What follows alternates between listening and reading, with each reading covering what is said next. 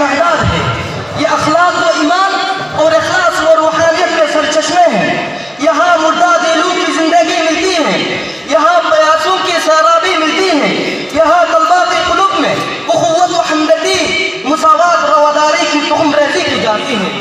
اور سب سے بڑی بات یہ ہے کہ یہاں ان کے افکار واقعی صحیح ہوتے ہیں، ان میں فکر آخرت پیدا کرنے کی کوشش کی جاتی ہے، ان میں فکر آخرت پیدا کرنے کی کوشش کی جاتی ہے، آنے والی زندگی کے لیے اسے ٹریننگ کی جاتی ہے۔ حاضرین اکرام، مغلیہ سلطنت کے زوال کے بعد اسلام پر ایک ایسا دور آیا اور امت مسلمہ ایسے نازک مرحلوں سے دوچار ہوئی جس میں پورے ہندوستان کے مسلمانوں نے اجتراب مبینی کی فضا پیدا کر دی۔ ان پر ہر طرف سے یلغاریں ہونے لگی، ان کے عقائد کی مس کیا جانے لگا، ذہنی و فکری انقلاب پیدا کرنے کی نظم سازشیں ہونے لگی، ان کی اقتصادی، سماجی اور معاشرتی زندگیوں کو مفلوج کر دیا گیا، انہیں ہر طرح سے بے دست وفا کر دیا گیا۔ فکر نازک حالات میں علماء و مفکرین اور ملت کا درد رکھنے والے حضرات و مدارس کا جال بچھایا، چپے چپے پر مکاتب قائم کیے اور امت کے نونہالوں اور ملت کے جوالوں کو ذہنی و فکری قاتل سے بچانے کی پوری تیاری کی۔ پیر انہی مدارس سے وہ فیصلہ انجام کیا جو ہمیشہ یاد رکھا جائے گا۔ انہوں نے بروقت مسلمانوں کو سنبھالا، انہیں اپنے تاریخ، اپنی حیثیت اور دینی اہمیت کی احساس دلایا، مسلمانوں کی ملی تشخص اور ان کی انفرادیت کو برقرار رکھا۔ حضرات، اس وقت جو چپے چپے پر مکاتب و مدارس قائم ہے، یہ بہت بڑی نعمت ہے۔ یہ مدارس معاشرہ میں دین کی حقیقی حیثیت رکھتی ہے، یہ پوری سوسائٹی اور سماج کا مسکن ہے، یہ اللہ اور اس کے رسول صلی اللہ علیہ وسلم سے آشنا کرنے کا ذریعہ ہے، جو ہمارا اور اب سب کا حقیقی مقصد ہے۔ اس لیے ہمارا اور اب کا تعلق ان سے ایسا ہی ہونا چاہیے جس سے جسم کا روح سے، آفتاب کا روشنی سے اور گول کا خوشبو سے ہوا کرتا ہے۔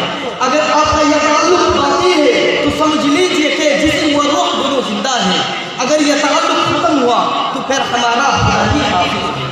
جن کے اصل بانی شہنشاہ کونین صلی اللہ علیہ وسلم ہے، در حقیقت یہ راہ جنت ہے، یہاں پر معرفت الہی کی کنڈیں پھٹتی ہے، یہاں علم نبوت کی شعاعوں کو جگمگایا جاتا ہے، یا امت کی رہبروں رہنما کو تیار کیا جاتا ہے، یا کفر و شرک کی تاریکی کا قلع قلع کیا جاتا ہے، یہاں باطل کی تیز و تند اندھیوں کا مقابلہ کیا جاتا ہے، یہاں مصلح امت پیدا کیا جاتا ہے، یہاں بدعات و خرافات الٹے سیلاب کو روکا جاتا ہے۔ محترم سامعین کرام، بہت ہی حیرت بات ہے کہ لوگ اس کے باوجود یہ شکایت کرتے ہیں کہ مدارس نے تمہیں کیا دیا۔